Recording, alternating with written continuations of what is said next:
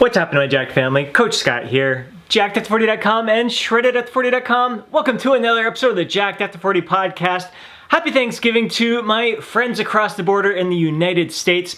Today I want to talk about what you should do the day after your Thanksgiving feast to get lean after 40. We're going to talk about what you should do with your diet, your training, and your mindset. The first thing you should do is actually what you shouldn't do is to beat yourself up, to feel guilty, and to punish yourself for overindulging on Thanksgiving. Thanksgiving is a day that you are supposed to feel grateful for all that you have, the roof over your head, the abundance of food in front of you, and the company of your family and friends around you. So we want to keep those feelings going the day after Thanksgiving as well. First, let's talk about your diet. Option number one is just get back to the same calorie deficit you were consuming prior to Thanksgiving. So if that was 2,000 calories per day, you just get right back to that today and build upon the momentum that you were experiencing prior to Thanksgiving. Yeah, your weight's going to be up a little bit today. Yeah, it's going to take a few days to kind of level out, but you were experiencing progress on 2,000 calories per day prior to Thanksgiving. That's going to allow you to still get that momentum rolling, allow you to get lean after 40. Option number two is because you ate in excess yesterday, chances are you're feeling a little more full today. You're not as hungry. You don't have the same kind of appetite. So you can eat a little less than your calorie deficit, your typical calorie deficit today. So again, if it was 2,000 calories, maybe today you only feel like eating 1,700 calories. So that basically can eliminate 300 calories from the excess that you consumed the day before. It's going to allow you to kind of get back to the pre-Thanksgiving weight a little bit quicker than if you're just to get to the 2,000 calories per day. And really, it shouldn't have that much of an impact on how you're feeling because again, you're not as hungry today. The thing is, you want to make sure that you're not overcompensating and really being overly aggressive with your diet today and over the next couple of days, which may lead to another binge. You just want to get right back to what was working prior to Thanksgiving and building upon that momentum rather than trying to change things up too much and that can trigger some, again, like I said, binges and set you back even more than just this one day, which really, it's one day in the big picture. It's not going to have a huge impact on your overall success. It's not going, yes, your weight is up a little bit, but you can easily get that taken under control. Even if it takes you 3 days, 4 days, 5 days to get your weight back to where it was prior to Thanksgiving, that's okay. There's nothing wrong with that. You're still going to build that momentum. You'll still be able to get to your goal of getting lean after 40. Option number three is to do a 24-hour fast. Now, this is not something I recommend for most people. As I just mentioned, I think it's extreme and it can really set some people up for another binge experience afterwards, really creating some negative behaviors around their eating. I also don't want you doing this as a form of punishing yourself because you feel guilty about how you overate the day before, and I don't want you going and thinking that there's some sort of magical benefit of pigging out one day and then fasting the next day. There's no hormonal kind of benefit. There's a lot of exaggerated information out there from some fitness fat loss marketing that you'll see out there. So don't get wrapped up in any of that hype. The only way I want you to participate in this 24-hour fast is if you are already accustomed to the intermittent fasting lifestyle, you already know that you thrive from the experience. You really like giving your digestive system a break for 24 hours. You enjoy the feeling of being productive the next day because you're not spending time preparing food and eating food. You feel a sense of mental clarity. It's been a part of your lifestyle that you have really enjoyed. So in that situation, this makes for a great opportunity where you can indulge on Thanksgiving with your family and friends, and then the following day not eat because you're really not hungry, and you know you're going to thrive from that experience because you've had the similar experience in the past. Now let's talk about your training the day after your Thanksgiving feast. Now, a lot of people the day after a holiday will punish themselves by doing extra cardio in order to kind of make up, like kind of burn some of the calories that they ate in excess the day before. I do not want you to treat your training or your cardio as a form of punishment today. If you have energy, if you just feel like, you know what, I'm feeling full from yesterday, feeling a little lethargic, I need to get some extra activity in me today in order to feel better, to boost my mood, to boost my energy. I just got to get moving. You're doing it because you know you're going to feel better. All the freaking power to you. I will never discourage you from being active because it's going to make you feel better. So do activities that you absolutely enjoy. If you still have friends and family around, get out with them, get out for an extra walk with them, get out for a bike ride if you're in nice warm weather. Just do something fun and active. Again, it's all about enjoying the process, doing the activity because it's a form of treating yourself, respecting your body, honoring your body, not punishing your body, not punishing yourself because of something that you think you did wrong, which enjoying your Thanksgiving meal with friends and family, that nothing wrong about that whatsoever at all. So again, cardio, do it if it's going to make you feel better. Do extra if you think you are going to feel better from that experience, not because you're trying to make up for the calories that you consumed the day before. When it comes to your weight training, again, it's going to depend on how you are feeling, and we're all going to be feeling a little bit different after a Thanksgiving feast. For some of us, we may feel an incredible burst of energy because of all that extra fuel in us, and we want to put that fuel to good use in our workouts, and we may be crushing some personal bests. Like we may have some extra strength today, and we can really challenge ourselves with that workout. So you may even want to call an audible with your workout. Say your programming called for 12 to 15 reps on an exercise. You may be like, you know what, I want to try 6 to 8 reps here. I'm feeling strong and feeling powerful. Same movement, but let's push it. Let's see what we can do with this exercise.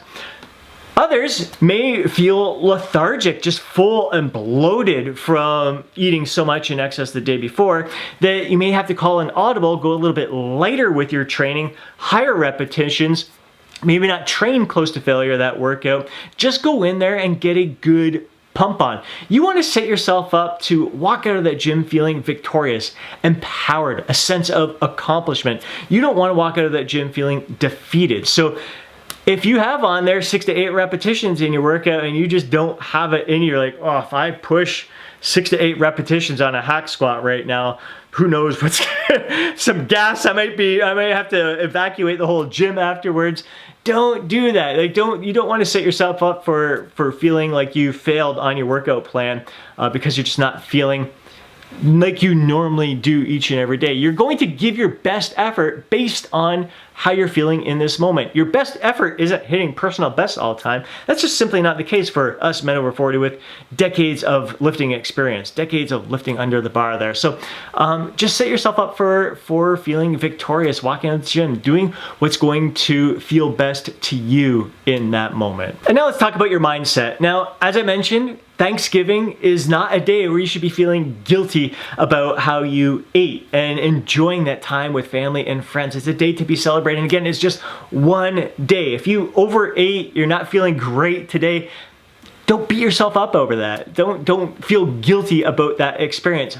But that doesn't mean you can't learn from that experience. If you do feel uncomfortable and you're thinking to yourself, man, I never want to feel like that again, especially if you were overindulging in alcohol, you got a bit of a hangover. How many times have we told ourselves, never again, never am I going to drink that much? And there's nothing wrong with thinking that. And now you can come up with a plan for how do I want to improve upon this in years to come. Man, I gotta tell you, like my past Thanksgiving experience, definitely excess alcohol, definitely hangover the next day.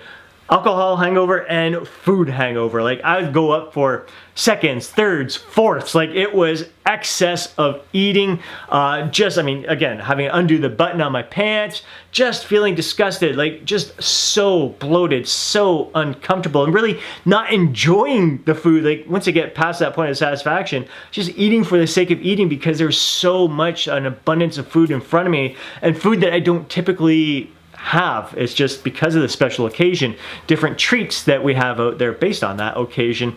So I'm like, oh man, I'm probably not going to eat these for another year. I'm just going to freaking pig out on these, even though I can barely taste them right now. So really not enjoying that experience as much, just eating for the sake of eating because it's there. And then going to bed with acid reflux, not sleeping well, tossing and turning, and just choking on my own vomit. Like that is not a good feeling. So like, I don't want to feel like that again. It's okay to have those feelings. That's great actually to have those feelings and to realize, all right, Thanksgiving, yes, it's a day to be enjoyed. It's a day of some excess, but it doesn't have to be that kind of gross over excess like that. So what can I do the next time to kind of temper that so I can enjoy the experience even more, because I'm not going to have these negative feelings of the acid reflux, feeling so bloated and uncomfortable that it screws up my sleep, that it makes me feel lethargic the next day. What can I do to improve upon this to make the experience even better? And it's just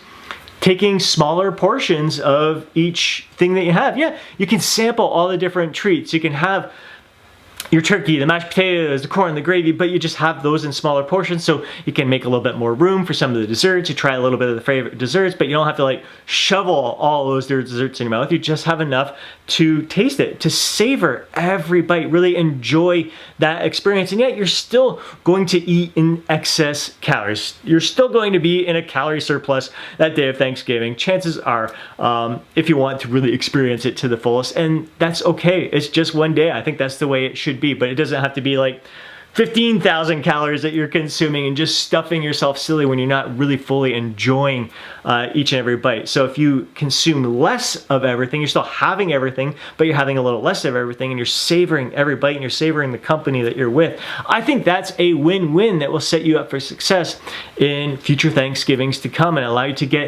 gain even more joy out of the overall experience. And same thing with the alcohol. You know you're gonna feel like crap the next day.